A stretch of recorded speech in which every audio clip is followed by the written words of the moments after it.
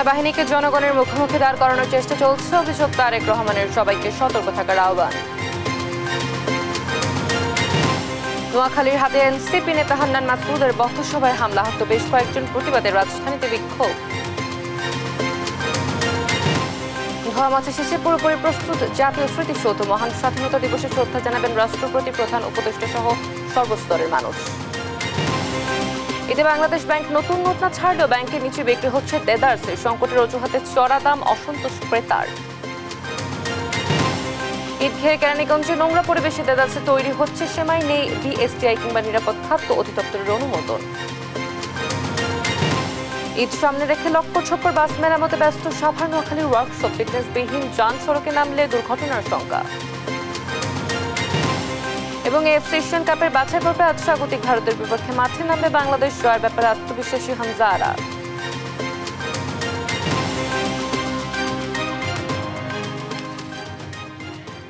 দেখছিলেন শিরোনামগুলো, সংবাদ সকালে আপনাদের সঙ্গে রয়েছে আমি অতসী সেন। এবারে বিস্তারিত। ষড়যন্ত্র করে সেনাবাহিনীকে জনগণের মুখোমুখি দাঁড় করানোর চেষ্টা করা হচ্ছে বলে অভিযোগ করেছেন। সবাইকে ষড়যন্ত্র মোকাবেলায় সতর্ক থাকার আহ্বান জানিয়েছেন বিএনপির ভারপ্রাপ্ত চেয়ারম্যান তারেক রহমান। গণতন্ত্র প্রতিষ্ঠার দীর্ঘ আন্দোলন সংগ্রামে আত্মত্যাগের মূল্যায়নের প্রয়োজনে সবাইকে এক হয়ে কাজ করার আহ্বানও জানান তিনি। বিস্তারিত সাইফুল রিপনের প্রতিবেদনে।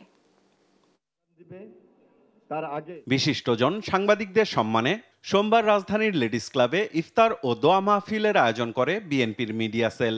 এই দেশটাকে একটা জঙ্গিবাদ কিংবা সন্ত্রাসী রাষ্ট্রের তকমা দেওয়ার ক্ষেত্রে যে ষড়যন্ত্র বিশ্বব্যাপী রয়েছে তার বিরুদ্ধে আপনাদের অবস্থান হবে। সংক্ষিপ্ত বক্তব্যে অন্তর্বর্তী সরকারের সংস্কার কাজ দৃশ্যমান করতে প্রশাসনে অবস্থান নিয়ে থাকা পতিত ফ্যাসিস্টের দোসরদের সরিয়ে দেওয়ার আহ্বান জানান বিএনপির স্থায়ী কমিটির সদস্য মির্জা আব্বাস। এই সরকারকে বলতে চাই, যেই সংস্কার করে যাচ্ছেন এটা এখনো দেশের লোক দেখে নাই, আর যেটা দৃশ্যমান সংস্কার হতে পারে সেটা অবিলম্বে শুরু করেন। সেটা হলো এই সচিবালয়ের ভিতরে যারা আপনাদের সংস্কারের কাজকে বাধা দেবে, বিপদগামী করবে, সেই সমস্ত সচিবরা এখনো সচিবালয়ের ভিতরে বসা আছে, তাদেরকে সরানোর ব্যবস্থা করেন। ওই ডিএনএ চাকরি দেওয়া হয়েছে যাদেরকে, তারা বসা আছে, তাদেরকে বাছাই করেন। দলের মহাসচিব মির্জা ফখরুল ইসলাম আলমগীর বলেন, বিএনপির বিরুদ্ধে যে ভুল ব্যাখ্যা ও দলের সুনাম ক্ষুণ্ণের চেষ্টা চলছে তা প্রতিরোধে ভূমিকা রাখতে হবে সাংবাদিক সমাজকে। যে প্রতিষ্ঠানগুলো এখনো বাংলাদেশের স্বাধীনতার সার্বভৌমত্বের ক্ষেত্রে, তার রক্ষার ক্ষেত্রে অত্যন্ত গুরুত্বপূর্ণ প্রয়োজনীয়, তাদেরকেও বিতর্কিত করে ফেলা হচ্ছে। বিশেষ করে সেনাবাহিনীকে বিতর্কিত করা হচ্ছে। এটার পেছনে কোনো মহৎ উদ্দেশ্য থাকতে পারে না। ভার্চুয়ালি যুক্ত হয়ে সেনাবাহিনীকে নিয়ে ষড়যন্ত্র মোকাবিলায় সবাইকে সতর্ক থাকার আহ্বান জানান বিএনপির ভারপ্রাপ্ত চেয়ারম্যান। সেনাবাহিনীকে জনগণের মুখোমুখি করানোর চেষ্টা করা হচ্ছে। আপনি একজন সাংবাদিক হিসেবে, আমি একজন রাজনৈতিক কর্মী হিসেবে আমরা এতটুকু বুঝি যে এটি পিছনে নিশ্চয়ই কোনো ষড়যন্ত্র আছে। আমরা সকলে মিলে, দেশপ্রেমিক প্রত্যেকটি মানুষ, আমরা সকলে মিলে যদি সচেতন থাকি, সচেষ্ট থাকি, অবশ্যই আমরা এই ষড়যন্ত্র মোকাবেলা করতে সক্ষম হব। গণতান্ত্রিক আন্দোলনের ত্যাগের মূল্যায়নে সবাইকে এক প্ল্যাটফর্মে আসার আহ্বানও জানান তারেক রহমান। প্রতিটি মানুষের এই উৎসর্গ যেন সার্থক, তার জন্য আমাদের সকলকে এক প্ল্যাটফর্মে এসে কাজ করতে হবে। আমাদের সকলকে সচেতন থাকতে হবে। আমাদের সকলকে নিজ নিজ অবস্থায় যার যার ভূমিকা পালন করতে। দেশের মানুষের গণতান্ত্রিক অধিকার প্রতিষ্ঠা বিএনপির একমাত্র লক্ষ্য বলেও মন্তব্য করেন বিএনপির ভারপ্রাপ্ত চেয়ারম্যান। সাইফুল রিপন, দেশ টিভি, ঢাকা। নোয়াখালীর হাতে এনসিপির জ্যেষ্ঠ যুগ্ম সমন্বয়ক আব্দুল হান্নান মাসুদের পথসভায় হামলার প্রতিবাদে মধ্যরাতে রাজধানীতে বিক্ষোভ করেছেন দলটির নেতাকর্মীরা। সোমবার সন্ধ্যায় উপজেলার জাহাজমারা বাজারে হামলার ঘটনা ঘটে, এতে আহত হন বেশ কয়েকজন। পরে প্রতিবাদে তাৎক্ষণিকভাবে রাস্তায় বসে অবস্থান কর্মসূচি পালন করেন আব্দুল হান্নান মাসুদ। বিস্তারিত ফাহিম ইউসুফের প্রতিবেদনে। নোয়াখালীর হাতিয়া উপজেলায় জাতীয় নাগরিক পার্টির পথসভায় হামলায় আহত হন দলটির জ্যেষ্ঠ যুগ্ম সমন্বয়ক আব্দুল হান্নান মাসুদ সহ বেশ কয়েকজন। সোমবার সন্ধ্যায় উপজেলার জাহাজমারা বাজারে এ ঘটনা ঘটে। হাতিয়া উপজেলার বিএনপি নেতাকর্মীরা এ হামলা চালায় বলে অভিযোগ করেন হান্নান মাসুদ। পরে রাতে ফেসবুকে এক পোস্টে দাবি করা হয় হামলায় হান্নান মাসুদ সহ 50-এর অধিক নেতাকর্মী আহত হয়। এদিকে অভিযোগের বিষয়ে স্থানীয় বিএনপি নেতারা জানান তাদের একটি মিছিল এনসিপির পথসভার সামনে পড়ে। দুদলের মুখোমুখি অবস্থানে সামান্য উত্তেজনা দেখা দিলেও কোনো অপ্রীতিকর ঘটনা ঘটেনি। হাতিয়ায় হামলার প্রতিবাদে রাজধানীর বাংলা মোটরে এনসিপির কেন্দ্রীয় কার্যালয় থেকে বিক্ষোভ মিছিল করেন দলটির নেতাকর্মীরা। এ সময় তারা বলেন হান্নান মাসুদকে হামলার মাধ্যমে জুলাইয়ের চেতনায় আঘাত করা হয়েছে।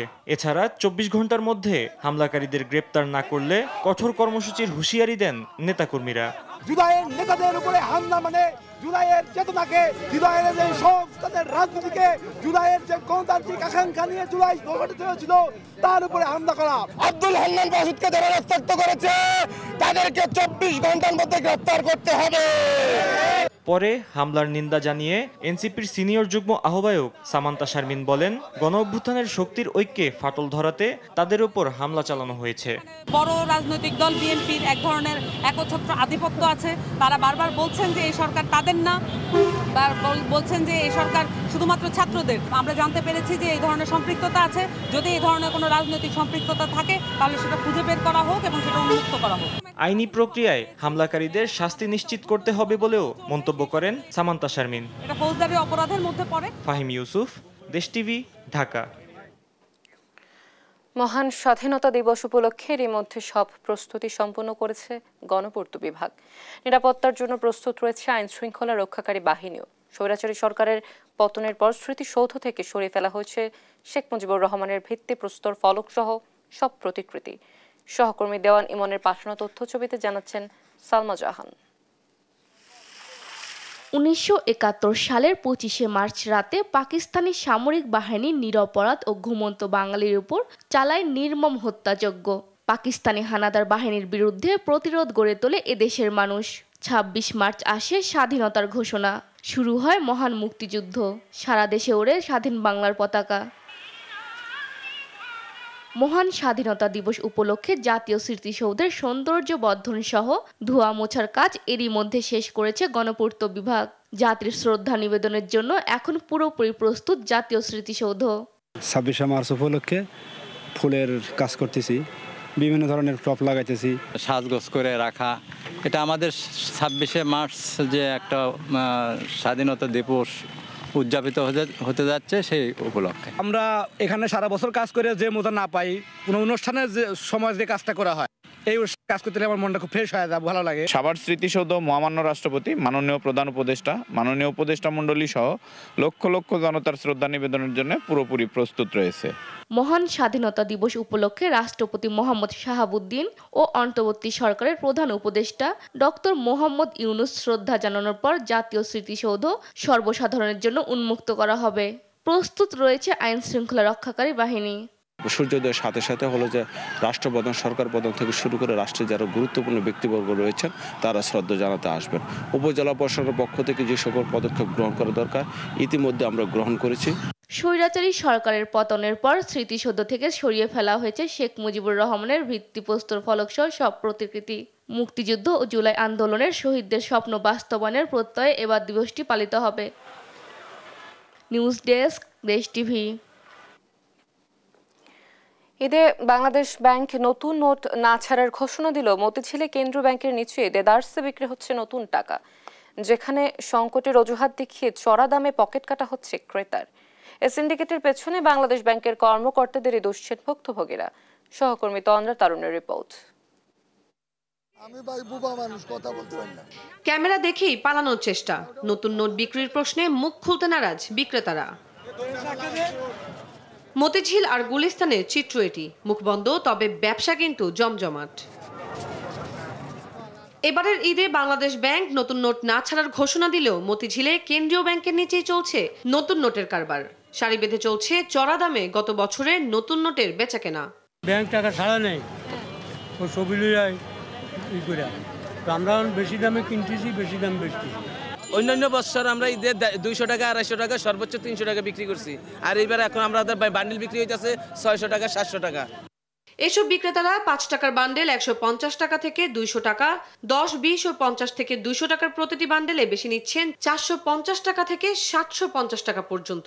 একই চিত্র 500 ও 1000 টাকার বান্ডেলেও।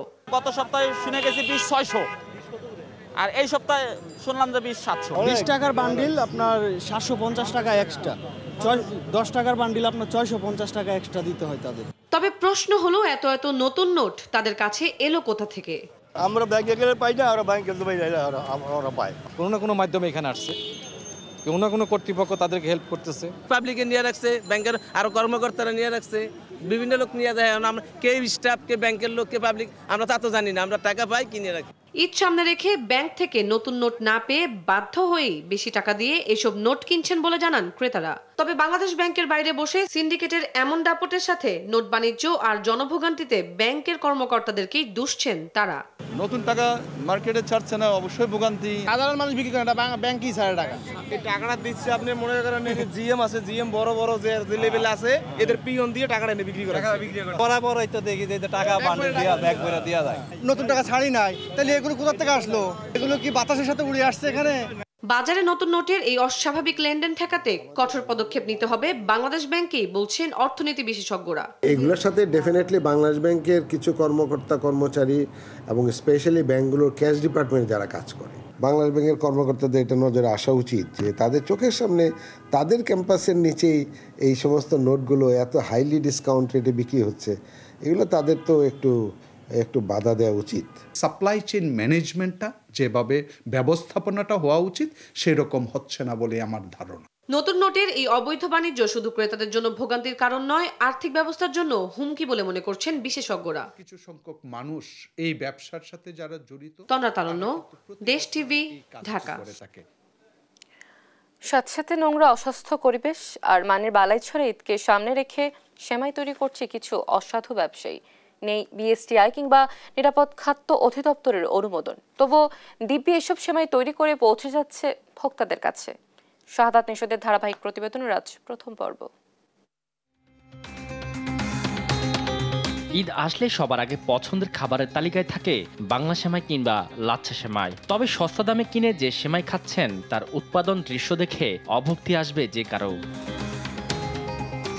কেরানীগঞ্জের কোনাখোলায় লাচ্ছা সেমাই তৈরির দৃশ্য এটি। নামবিহীন এই কারখানায় ময়লা আবর্জনাপূর্ণ স্যাঁতসেঁতে পরিবেশে দিব্যি কাজ করে যাচ্ছেন কর্মচারীরা। প্রথমে আটা মাখছেন একজন, তার থেকে একে একে বদল হচ্ছে হাত, কিন্তু কারোর হাতে নেই গ্লাভস, মুখে নেই মাস্ক, নেই স্বাস্থ্যবিধি মানার বালাই। গরম, ওরা ফ্রিলি মাত্র ঢুকছে তো, এখনো ঢুকার সময় টুপিটি নেই। টুপিটা আনো দেখাও। গ্লাভস দিয়ে তো মনে করেন টানা যাবে না, বুঝছেন? গ্লাভস ছাড়া, গ্লাভস দিলে তো হাতে ধরা যাইবে না, মালটা ঘুরানো যাইব না, উল্টানো যাইব না, তো গ্লাভস পরে তো লাভ হইব না, এটা তো গ্লাভস ছাড়াই টানতে হবে। সেমাই বানানোর কাজ যখন শেষ, এবার ভাজার পালা। সেখানেও একই দৃশ্য, একই তেল ব্যবহার হচ্ছে দিনের পর দিন। তা দেখে বুঝতে পারবে যে কেউ। অনুমানিক ধরেন 15-10 মণ এই তেলের মধ্যে ভাজা। আর এসব কারখানা উৎপাদন ও বিপণনের থোড়াই কেয়ার করে বিএসটিআইকে। একই এলাকার শম্পা ফুড প্রোডাক্টসে বাংলা সেমাই তৈরির চিত্র এটি। নোংরা পানিতে আটা গুলিয়ে দেয়া হচ্ছে মেশিনে, নোংরা হাতে সেটি আবার শুকানো হচ্ছে খোলামেলা রুমে। শুকানো শেষ, রাখা হচ্ছে নোংরা ফ্লোরে, ইচ্ছে মতো বসছে মাছি। কদিন পর এগুলোই রুচি ভরে খাবেন ভোক্তা। অপরিচ্ছন্ন চুলিতে পুড়িয়ে সংরক্ষণ করা হচ্ছে খোলামেলা অবস্থায়। চুরি তো চুরি, আবার সেনা চুরি। অস্বাস্থ্যকর বানাচ্ছে, আবার অকপটে স্বীকারও করছে কর্মচারীরা। স্বাস্থ্যের জন্য ক্ষতিকর, যে গরম রাখা যায়, আমাদের কোম্পানিতে আমরা রাখি, কিন্তু এখন রাখি না, মানে একটু গরম তো এই জন্য। নিজেদের ভুল স্বীকার করলেও এসব মুখরোচক সেমাই ঠিকই পৌঁছে যাচ্ছে সারা দেশের বাজারগুলোতে, দেখার নেই কেউ। ঈদুল ফিতরকে সামনে রেখে মোড়কে যে সেমাইগুলো পৌঁছে যাচ্ছে আপনার হাতে, কেরানীগঞ্জের বিভিন্ন কারখানায় অস্বাস্থ্যকরভাবে তৈরি হচ্ছে এসব সেমাই, যা আপনার স্বাস্থ্যের জন্য ডেকে আনছে চরম হুমকি। শাহাদাত নিশাত, দেশ টিভি, কেরানীগঞ্জ। আগের চেয়ে ভালো আছেন ক্রিকেটার তামিম ইকবাল। বিকেএসপিতে ডিপিএল-এর ম্যাচ চলাকালে হার্ট অ্যাটাকে আক্রান্ত হলে দ্রুত তাকে নেওয়া হয় পাশের কেপিজে স্পেশালাইজড হাসপাতালে। সেখানকার কার্ডিয়াক কেয়ার বিভাগে তামিমের হার্টে পড়ানো হয় রিং। এরপর জ্ঞান ফিরলে কথা বলেন পরিবারের সদস্যদের সঙ্গে। তবে তার জটিলতা পুরোপুরি না কাটায় নিবিড় পর্যবেক্ষণে রাখা হচ্ছে বলে জানিয়েছেন চিকিৎসকরা। আরও জানাচ্ছেন রাফিউল ইসলাম রাতুল। আচমকা এক খবরে দেশের ক্রিকেট অঙ্গন যেন থমকে গিয়েছিল। বিকেএসপি ডিপিএল এর খেলা চলাকালীন হার্ট অ্যাটাক হয় তামিম ইকবালের। সাভারের কেপিজি স্পেশালাইজড হাসপাতালে হার্টের রিং পরানোর পর এখন আগের তুলনায় ভালো আছেন তামিম। ইতিমধ্যে তার জ্ঞান ফিরেছে ও পরিবারের সদস্যদের সঙ্গেও কথা বলেছেন। গণমাধ্যমকে এমনটাই জানিয়েছেন বিসিবি পরিচালক মাহবুব আনান। তবে তামিমের জটিলতা পুরোপুরি কাটেনি বলে জানিয়েছেন চিকিৎসকরা। তাকে 72 ঘন্টা পর্যবেক্ষণে রাখা হয়েছে। এ নিয়ে দেশ টিভির সঙ্গে কথা বলেছেন কেপিজে হাসপাতালের পরিচালক ডক্টর রাজীব। জানান তামিমের জটিলতা পুরোপুরি কাটাতে কিছুটা সময় লাগবে। একটা হার্ট অ্যাটাক ছিল, এনজিওপ্লাস্টি হয়েছে, একটা স্টেন্ট লাগছে, আল্লাহর রহমতে ভালোভাবে করা গেছে। তারপরও যেহেতু কন্ডিশনটা যখন এসেছিলেন তখনই ক্রিটিক্যাল ছিল, আমরা এখনো ক্রিটিক্যাল লেভেলেই ওনাকে রাখতেছি আর কি। অ্যাটলিস্ট 24 to 48 আওয়ার্স অ্যাটলিস্ট লাগে। তো সেখানে আমরা একটু এক্সটেন্ডেড ধরছি, 72 ঘন্টা মনে করেন যে একটু ক্রিটিক্যাল থাকেই আসলে, কিন্তু আগের থেকে উনি ইমপ্রুভ করছেন। এর আগে মাঠে অসুস্থ হওয়ার পর দ্রুতই তামিমকে নিয়ে যাওয়া হয় সাভারের কেপিজে স্পেশালাইজড হাসপাতালে। দুবার হার্ট অ্যাটাকের পর হাসপাতালের নিবিড় পর্যবেক্ষণ কেন্দ্রে রাখা হয় তাকে। সেখানে এনজিওগ্রাম করে তামিমের হার্টে ব্লক ধরা পড়ে। প্রায় 20 মিনিট সিপিআর দেওয়ার পর সচল হয় হার্ট। এরপর অপারেশন করে হার্টের রিং লাগিয়ে সিসিইউতে স্থানান্তর করা হয় তামিম ইকবালকে। রাফিউল ইসলাম রাতুল, স্পোর্টস ডেস্ক, দেশ টিভি। দ্বিতীয় দিনে ঈদ উপলক্ষে ঢাকা ছাড়ছেন মানুষ। নির্ধারিত সময়ে কমলাপুর স্টেশন থেকে ছেড়েছে কমপক্ষে 12টি ট্রেন। বিস্তারিত জানাতে আমাদের সাথে যুক্ত হচ্ছেন সহকর্মী হাসান মাহমুদ। হাসান, স্টেশনে ঘরমুখী মানুষের ভিড় সম্পর্কে জানান।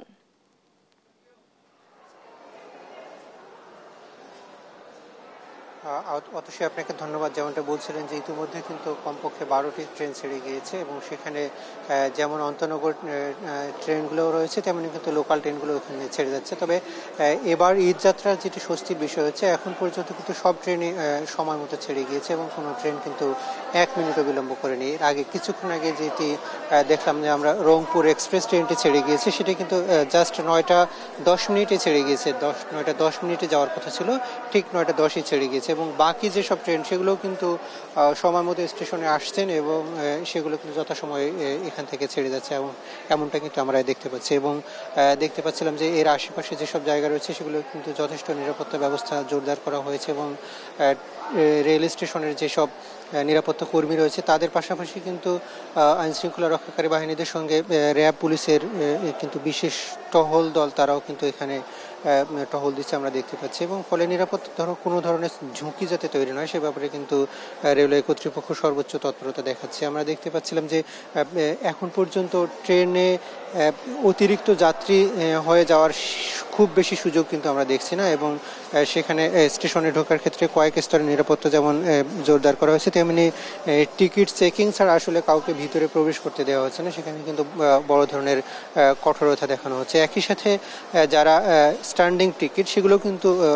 টিকিট কেটেই আসলে ভিতরে ঢুকতে হচ্ছে, টিকিট না কেটে আসলে ভিতরে ঢুকবার কোনো রকম সুযোগ এবার রেলওয়ে কর্তৃপক্ষ রাখেনি। ফলে এবার মোটামুটি অন্যান্য বছরের চেয়ে কিন্তু অনেকটা স্বস্তিতে ঈদ যাত্রা হচ্ছে এবং সাধারণ মানুষ আশা করছেন যে শেষ মুহূর্ত পর্যন্ত অর্থাৎ ঈদের আগের দিন পর্যন্ত যেসব যাত্রী এখান থেকে ছেড়ে যাবে তারা একইভাবে এখান থেকে যেতে পারবেন বলে আশা ব্যক্ত করছেন। এবং একই সাথে আমরা এখানকার রেলওয়ের কর্তৃপক্ষ এবং স্টেশন ম্যানেজারের সঙ্গেও কথা বলেছি, তারা যেটি বলছেন যে তারা সর্বোচ্চ নিরাপত্তার ব্যবস্থা করছেন এবং একই সাথে যেসব ট্রেন আজকে সারাদিনে ছেড়ে যাবে সেগুলো যাতে সময় মতো ছেড়ে যায় সে ব্যাপারে কিন্তু তারা সর্বোচ্চ সতর্কতা অবলম্বন করছেন এবং কোনো ধরনের যাত্রীদের ভোগান্তি যাতে তৈরি হয় সে ব্যাপারে তারা কিন্তু সর্বোচ্চ সতর্ক আছেন বলে রেলওয়ের পক্ষ থেকে বলা হচ্ছে। এবং আমরা দেখছিলাম যে যাত্রীরাও কিন্তু অনেকটা স্বস্তি প্রকাশ করছেন, তারা যেটা বলছেন যে অন্যান্য বছর সাধারণত মানুষের ভোগান্তি তৈরি হয় এবং অতিরিক্ত মানুষ থাকে, আজকে কিন্তু সেরকম কোনো বেশি অতিরিক্ত মানুষ নাই, সবাই কিন্তু যার যার সিটেই কিন্তু আজকে ভ্রমণ করতে পারছে, ফলে মানুষের যে ভোগান্তি সেটি কিন্তু অনেকটাই কম। তবে এখন পর্যন্ত আজকে দ্বিতীয় দিন ঈদ যাত্রা সেটি কিন্তু অনেকটা স্বাভাবিক রয়েছে এবং সাধারণ মানুষ অনেকটা স্বস্তির সাথেই আসলে ঈদ যাত্রা করতে পারছে বলে এখন পর্যন্ত আমাদের কিন্তু মনে হচ্ছে। তো এই ছিল আমার কাছে কমলাপুর স্টেশন থেকে সবশেষ পরিস্থিতি। ঈদকে ঘিরে ব্যস্ততা বেড়েছে সাভারের গাড়ি ওয়ার্কশপগুলোর। এসব ওয়ার্কশপগুলোতে এখন মেরামত হচ্ছে ফিটনেসবিহীন লক্কর ছক্কর পরিবহন। সচেতন মহল বলছে এসব পরিবহনের কারণে প্রতি বছর ঈদ যাত্রায় ঘটে নানা ধরনের দুর্ঘটনা। আর পুলিশ বলছে ফিটনেসবিহীন কোনো গাড়ি মহাসড়কে চলার সুযোগ নেই। সহকর্মী দেওয়ানি মনের পাঠানো তথ্য ছবিতে জানাচ্ছেন অঙ্কন চৌধুরী। ঈদকে সামনে রেখে যেন দম ফেলার সুযোগ নেই সাভারের গাড়ি মেরামত কারখানা শ্রমিকদের। কেউ রং, আবার কেউ করছেন ঝালাইয়ের কাজ।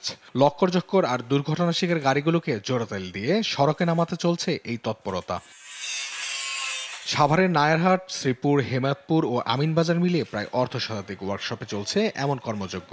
ঈদ যাত্রায় সড়কে যে দুর্ঘটনা ঘটে তার বড় কারণ এসব ফিটনেসবিহীন লক্কর গাড়ি। পুরান বডিও নতুন হচ্ছে, রিপেয়ারিং হচ্ছে, গাড়ি তো ডেট ফেল না, ওইগুলো আপনার পুরান জিনিস ফেলে নতুন জিনিস লাগানো হচ্ছে। ওইটা হলো নতুন বডি, এটা পুরান বডি। ওটা পুরান বডি নতুন বডি কালকে বাইরে গেছে একটা, ওইটা নতুন বডি। ওই যে দেন না, ওই দিকে চ্যাসিস ঢুকছে, কাজ করতেছি। ঈদের সময় মানে গাড়ি অনেক তৈরি হয় নতুন করে, পুরানগুলো কিছু রিপেয়ারিং কাজ হয়, সেগুলো মনে করেন রং বাটিশ একবারে নষ্ট হয়ে গেছে। গাড়িটারে মনে করেন আমরা ভিতরে নতুন বানালে, পুরান থাকলেও নতুন বানালে, আর যদি নতুন থাকে ওটারও মনে করেন নতুন বানালে। এখানে গাড়ি রং, পেন্টিং, ডেন্টিং আর নতুন বডি সমস্ত কিছু করা হইতেছে। ঈদ উপলক্ষে যেমন মানুষ নতুন কাপড় চোপড় কিনে, আমরা এরকম গাড়ির পুরান গাড়ি নতুন ভাবে সাজিয়ে দিই, মানুষের দেশে যাতায়াত করতে সুবিধা হয়। সাভার হাইওয়ে পুলিশ বলছেন ফিটনেসবিহীন কোনো গাড়ি মহাসড়কে ওঠার সুযোগ নেই। এ বিষয়ে তৎপর রয়েছে আইন শৃঙ্খলা বাহিনী। কিছু অসাধু, আমি বলবো ব্যবসায়ী, তারা ফিটনেসবিহীন গাড়িগুলোকে নতুন করে রং করে রাস্তায় নামানোর একটা পায়তারা করে, বা তারা রাস্তায় নামানোর চেষ্টাও করে। তো আমরা হাইওয়ে পুলিশ যেটা করব, এই গাড়িগুলোকে শনাক্ত করব এবং এই ধরনের ফিটনেসবিহীন গাড়ির বিরুদ্ধে আইন অনুযায়ী যে ব্যবস্থা আছে, ফিটনেস না থাকার কারণে ফিটনেসের মামলা প্রয়োজন বোধে আমরা আটক করব। শিল্পাঞ্চলে সাভার আশুলিয়া ঈদের ছুটির দিন ঘোষণার পরও বাড়ি ফেরা মানুষের ঢল নামে রাস্তায়। এই সুযোগকে কাজে লাগিয়ে অসাধু পরিবহন মালিকরা সড়কে নামিয়ে দেন জোড়াতেল দেয়া ফিটনেসবিহীন যানবাহন। দুর্ঘটনা রোধে এইসব গাড়ির বিরুদ্ধে ব্যবস্থা দেখতে চান যাত্রীরা। নিউজ ডেস্ক, দেশ টিভি। এদিকে নোয়াখালীর ওয়ার্কশপগুলোতে ঈদকে সামনে রেখে পুরনো বাস মেরামতের হিড়িক পড়েছে। বাড়তি যাত্রী বহন আর মুনাফার লোভে মেরামত করে এসব গাড়ি রাস্তায় নামাতে প্রস্তুতি নিচ্ছেন মালিকরা। তবে এসব পুরাতন গাড়ি দূরপাল্লার রুটে চলাচল করলে ঘটতে পারে দুর্ঘটনা। সহকর্মী মাওলা সুজনের রিপোর্ট।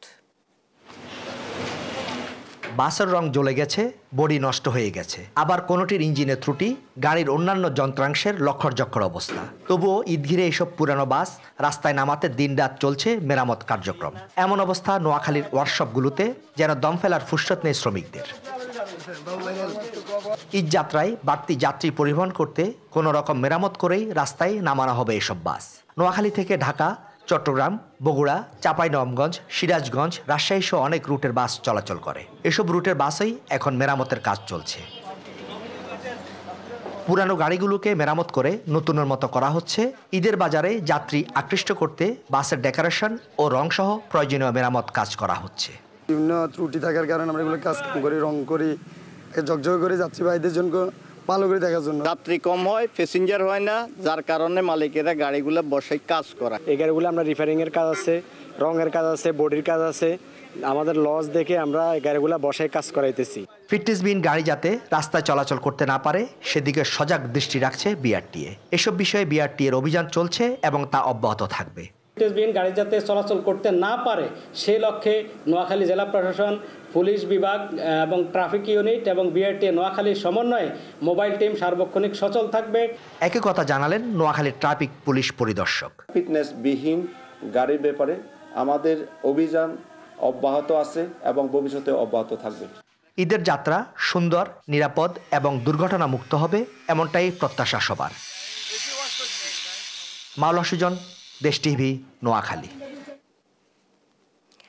হবিগঞ্জের নবীগঞ্জ রুদ্রগ্রাম সড়কের 12 কিলোমিটার অংশ খানাখন্দে ভরপুর। আরো জানাতে যুক্ত হচ্ছেন সহকর্মী আমির হামজা। এতে কি ভোগান্তি পোহাতে হচ্ছে স্থানীয়দের? সংস্কারের ব্যাপারে কি বলছে সংশ্লিষ্ট কর্তৃপক্ষ, আমাদের জানাবেন।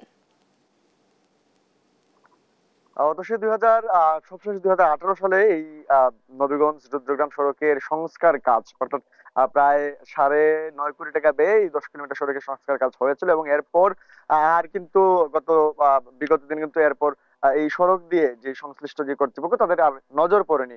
এই রাস্তাটি এমন অবস্থা হয়েছে এখন যে আসলে এই 12 কিলোমিটার অংশ জুড়ে কিন্তু আসলে খানাখন্দে ভরপুর রয়েছে। যদি আপনার আগে যে জায়গাতে আসতে সময় লাগতো 5 মিনিট, সেই জায়গাতে এখন আসতে সময় লাগে প্রায় আধা ঘন্টারও বেশি। এবং ভোগান্তি যদি আমি একটু বলি আপনাদেরকে যে এই সড়কে যেই এই সড়ক দিয়ে অন্ততপক্ষে 4টি ইউনিয়নে প্রায় 1 লক্ষ মানুষ প্রতিদিন চলাচল করে, যেটি আসলে দিনাজপুর পরগনা থেকে শুরু করে একেবারে 9 নং বাউশা ইউনিয়নের যারা মানুষ আছেন তারা কিন্তু নবীগঞ্জ এই সড়কটি দিয়ে চলাচল করেন। এবং এটি কিন্তু আসলে ঢাকা সিলেট মহাসড়কের যে নবীগঞ্জ থেকে বাইপাস যে সড়কটি একমাত্র সড়কটি হচ্ছে এটি। এছাড়া কিন্তু বাংলা বাজার নবীগঞ্জ সড়ক রয়েছে। এই সড়ক দিয়ে আসলে এই গুরুত্বপূর্ণ একটি সড়ক প্রায় দীর্ঘদিন ধরে মেরামত হচ্ছে না। এবং এর কারণে আসলে যদি বলি যে এই সড়ক দিয়ে যদি রুগী নিয়ে যেতে হয়, আসলে বিশেষ করে অন্তঃসত্ত্বা রুগীদেরকে নিয়ে যেতে হলে কিন্তু আসলে চরম ভোগান্তি পোহাতে হয়। পাশাপাশি স্থানীয়রা যেটি বলছেন এবং এই সড়কে চলাচলকারী যানবাহন চালকরা যেটি বলছেন যে প্রতিদিন তাদের এই সড়ক দিয়ে যারা যাতায়াত করেন বা গাড়ি চালান তারা আসলে প্রতিদিনই গাড়ি মেরামত করতে হয়, গাড়ির বিভিন্ন যন্ত্রাংশ বিকল হয়ে যায় এবং বিভিন্ন ধরনের ঘটনাও কিন্তু ঘটে থাকে এই সড়ক দিয়ে প্রতিনিয়ত। তারা যেটি দাবি করছেন যে যেন দ্রুত সময়ের মধ্যে এটি সংস্কার করা হয়। আমি কথা বলেছিলাম নবীগঞ্জ এলজিডি উপজেলা প্রকৌশলীর সঙ্গে, তিনি আমাকে জানিয়েছেন যে গত যে দেশের রাজনৈতিক পট পরিবর্তনের আগে এই সড়কের নির্মাণের জন্য একটি প্রস্তাবনা পাঠানো হয়েছিল মন্ত্রণালয়ে, তবে সেটি 5 আগস্টের পর আর কোনো আলোর মুখ দেখেনি। যদিও তারা বলছেন যে 5 আগস্টের পর দেশের যেই অর্থনৈতিক অবস্থা, সেই অবস্থার কারণে কিন্তু আসলে এটি কিন্তু আসলে এখন পর্যন্ত সম্ভব হয়নি। তবে তারা বলছেন আগামী জুনে এটির জন্য নতুন ভাবে প্রস্তাবনা পাঠানো হবে এবং জুনের পরপরই হয়তো প্রস্তাবনা পেলে তারা আসলে অনুমোদন পেলে তারা সেই কাজটি শুরু করবেন। তো এই ছিল অবশ্য আমার কাছে নবীগঞ্জের যে রুদ্রগ্রাম সড়কের সবশেষ অবস্থা। হামজা, ধন্যবাদ আপনাকে আমাদের সাথে যুক্ত হবার জন্য। বান্দরবানে অগ্নিকাণ্ডে 8টি বসত ঘর পুড়ে ছাই হয়ে গেছে। সোমবার রাত 9টার দিকে জেলা শহরের সড়ক ও জনপদ কলোনির স্টাফ কোয়ার্টারে এই অগ্নিকাণ্ড ঘটে। ফায়ার সার্ভিস জানায় রাত 9টার দিকে হঠাৎ করে সিএমবি কলোনিতে আগুন দেখতে পায় স্থানীয়রা। মুহূর্তে আগুন চারিদিকে ছড়িয়ে পড়লে স্থানীয়রা ফায়ার সার্ভিসে খবর দিলে ফায়ার সার্ভিসের একটি দল ঘটনাস্থলে এসে আগুন নিয়ন্ত্রণের কাজ শুরু করে। দীর্ঘ 2 ঘন্টা চেষ্টার পর আগুন নিয়ন্ত্রণে আসলে পুড়ে ছাই হয়ে যায় নগদ টাকা সহ 8টি বসত ঘর।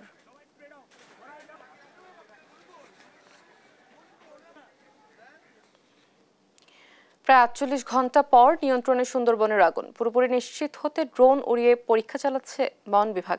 বিস্তারিত জানাচ্ছেন সহকর্মী এস সোহান। বন বিভাগ, ফায়ার সার্ভিস ও স্থানীয় স্বেচ্ছাসেবকদের চেষ্টায় অবশেষে সুন্দরবনের আগুন সম্পূর্ণরূপে নিয়ন্ত্রণে এসেছে। আজকে মঙ্গলবার সকাল 8টা থেকে আমরা দেখেছি ফায়ার সার্ভিস, বন বিভাগ এবং স্থানীয় যে বাসিন্দারা রয়েছে তারা কিন্তু বনে প্রবেশ করেছে। বনে প্রবেশ করে তারা মূলত এখন যে স্থানটিতে আগুন লেগেছিল ধানসাগর স্টেশন এলাকার 23-এর ছিলা শাপলার বিল এলাকা, সেই এলাকায় কিন্তু এখন তারা তল্লাশি করছেন যে কোথাও কোনো আগুনের অস্তিত্ব আছে কিনা বা ধোঁয়া উঠছে কিনা বা পাতার মধ্যে বা মরা কোনো গাছে আগুনের কোনো কুণ্ডলী রয়েছে কিনা, সেই বিষয়গুলো কিন্তু এখন তারা তল্লাশি করছে। এরপরেই কিন্তু ড্রোন উড়িয়ে এই এলাকায় অন্য কোথাও আগুনের অস্তিত্ব আছে কিনা বা ধোঁয়া উঠছে কিনা সেই বিষয়টি নিশ্চিত করা হবে। যদি ধোঁয়া বা আগুনের অস্তিত্ব না পাওয়া যায় তখন কিন্তু বন বিভাগ মূলত অফিসিয়ালি এই আগুন নিভেছে বলে ঘোষণা করবে এবং দীর্ঘ চেষ্টায় তারা মূলত আজকে অগ্নি নির্বাপন সম্পন্ন করতে পেরেছে। এখন চলছে ওই এলাকায় সর্বশেষ তল্লাশি যে কোথাও আগুনের অস্তিত্ব আছে কিনা। যদি কোথাও আগুনের অস্তিত্ব না পাওয়া যায় তাহলে বন বিভাগের পক্ষ থেকে ড্রোন উড়ানো হবে এবং ড্রোন থেকে দেখা হবে যে এই এলাকায় আর কোথাও আগুনের অস্তিত্ব বা ধোঁয়ার কুণ্ডলী রয়েছে কিনা। যদি সেটি না থাকে তাহলে বন বিভাগ এবং ফায়ার সার্ভিসের পক্ষ থেকে যৌথভাবে সুন্দরবনের আগুন নির্বাপন সম্পূর্ণ হয়েছে বলে ঘোষণা দেওয়া হবে। সুন্দরবনের ভোলা নদীর তীর থেকে এই ছিল আমার কাছে শাপলার বিল 23 শিলার অগ্নিকাণ্ডের সর্বশেষ খবর।